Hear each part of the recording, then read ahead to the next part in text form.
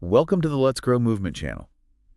Today we're diving deep into something that's probably top of mind for a lot of folks out there, especially if you're thinking about the real estate market. You know, the agents themselves. Yeah.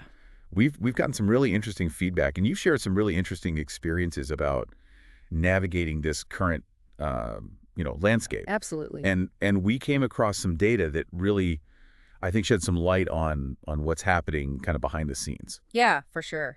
So I'm excited to dig in. yeah, so let's talk about that. So we're looking at this analysis from Mike DelPrete, who's a real estate tech strategist. Yeah, he's a big name in the space. Yeah, he really is. Yeah. And he's got this report that was published March 25th, 2025, and it's looking at data from CoreLogic, which is a major player in terms of property information and analytics, Mm-hmm. and it covers a pretty big chunk of the U.S. market. Yeah. 85% for 2024. Huge sample size. Yeah. Big data here. Yeah, we can extrapolate a lot from this. For sure. And the question that we want to try to tackle today is, what does the prevalence of part-time real estate agents look like in today's market? Okay.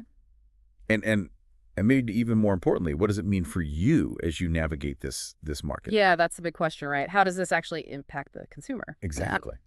Yeah. So to kind of set the stage, I guess, what was the overall picture in 2024 according to this CoreLogic data? What were we looking at in terms of the the housing market? Yeah, so it looks like there were about 3.4 million home sales. Okay. Within that 85%, market share in Okay. 2024. And, one of the things that stood out immediately was kind of a change in how much business agents are doing on average.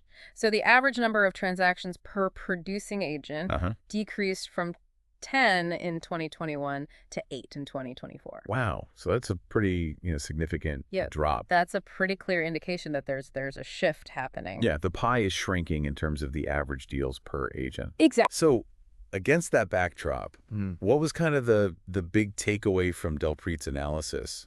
What was the thing that kind of jumped out the most when you looked at this? I think the most prominent feature that he highlights is just the sheer scale of what he calls these casual part-time agents. Okay. And it's not a small segment of the agent population. It's like the dominant characteristic of the current agent population. Interesting. Okay, so when we talk about, part-time in this context, what are we actually, what level of activity are we looking at? Yeah, good question. So he defines it pretty precisely. Oh. Part-time agent, in this case, is an agent that completed 5 or fewer transactions In the whole year? during the entire year of 2024. Wow. Okay, so that really puts it in perspective. So that with that definition in mind, Yeah. what kind of numbers are we actually talking about? Like how widespread is this whole part-time agent thing? It's pretty remarkable, actually. So Okay. his analysis of the CoreLogic data found that 40% Right. of all agents who closed at least one deal in 2024 Mm-hmm. only completed between 1 and 2 transactions. Wow, 40% only did 1 or 2 deals. 1 or 2 deals. Yeah. That's surprising. Yeah. It's a huge number. Yeah, and it actually gets even bigger when you broaden that definition of part-time a little bit, right? Yeah. So if you include all agents who did 5 or fewer transactions for the entire year, that number jumps to 63%. Wow. Okay, so almost 2 out of every 3 agents are operating at that volume. Exactly. That's pretty remarkable, and it definitely challenges the image, I think, that a lot of people might have in their head when they think about real estate agents. Oh, well, yeah. Folks out there hustling, closing, multiple deals every month. Right. So this is pretty different. And the fact that this is not a new thing is really, I think, interesting and raises some important questions about the fundamental structure of this whole industry. Yeah. Is this just a recent thing, driven by, recent market changes? Or is this kind of a longer standing characteristic? Yeah. Well, DelPrete seems to think that it's not a recent development. Okay. The data indicates that the ratio of part-time to full-time agents hasn't really changed all that much over time. So it's been pretty consistent. It's been pretty consistent. Yeah. So regardless of, the ups and downs of the market, we seem to have this large base of less active agents as like a pretty stable feature. Yeah, they're not going anywhere. They're not going anywhere. Yeah, it's interesting. That's a key takeaway right there. Yeah. So what about the agents who are doing more business? How has their level of activity kind of changed Right. over recent years? Yeah, so since 2021, we've seen a slight increase Oh, in the percentage of agents who are only closing 1 or 2 deals annually. okay. At the same time, there's been a pretty notable decrease Mm-hmm. in the percentage of agents completing 6 or more transactions per year. Interesting. So it's kind of evening out a little bit. Yeah, it seems like things are shifting a little bit Yeah. there. That's interesting because you would think that maybe in a slower market, you'd see, those less committed agents kind of get pushed out, Right. and you'd have, a higher concentration of those, full-time professionals. Right, more dedicated. Yeah. But it seems like maybe it's not quite as simple as that, or maybe there's a more complex dynamic at play. Yeah, exactly. And this leads to a pretty memorable point that DelPrete makes in his analysis. Okay. He uses a rather strong analogy. Okay, I'm going to hear you. He states that agents are like cockroaches. They're survivors Wow. and tend to stick around. Okay, cockroaches of the real estate world. Right. I don't think I'm going to forget that image anytime soon. But the point that he's making is that, these agents who might not be doing a ton of deals, they tend to kind of hang on. Yeah, they're resilient. Yeah, and the data that we've been talking about seems to support that, right? It does. It does. So despite a pretty significant decline in total home sales, between 2021 and 2024, we're talking about a 25% drop. The number of producing real estate agents only decreased by about 7%. Wow, that's a big difference. Yeah, huge difference. So those lower producing agents, they're finding a way to kind of stay active in the game. They're sticking around. Yeah. Yeah, it really does seem like, kind of backing up DelPrete's cockroach analogy. Yeah, exactly. It makes you wonder, is it because the overhead costs of being an agent are so low, or are a lot of these folks, maybe doing other things on the side, and this is just kind of a supplemental income stream for them? It's interesting. Yeah, it's an interesting dynamic to think about. For sure.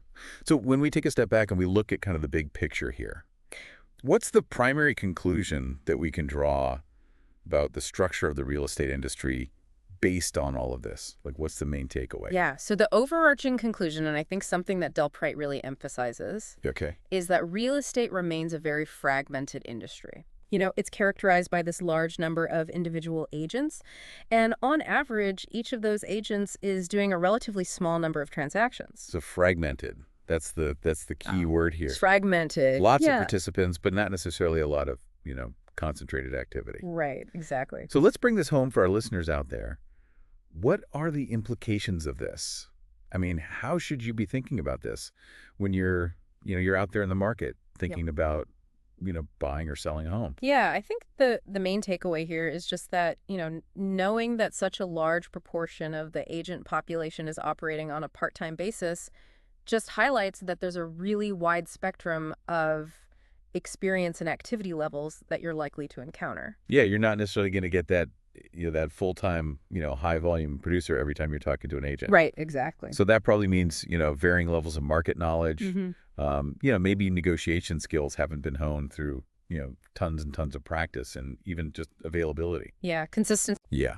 So it seems like it would be even more important now than ever to really do your homework. Oh, absolutely. When you're selecting an agent. Yeah, I mean, due diligence is always important, but in this case, it's even more critical. Yeah, their track record, client testimonials, their overall experience, that all becomes even more important when you realize that, so many of the agents out there aren't, consistently active in the market. Yeah, that's a really good point.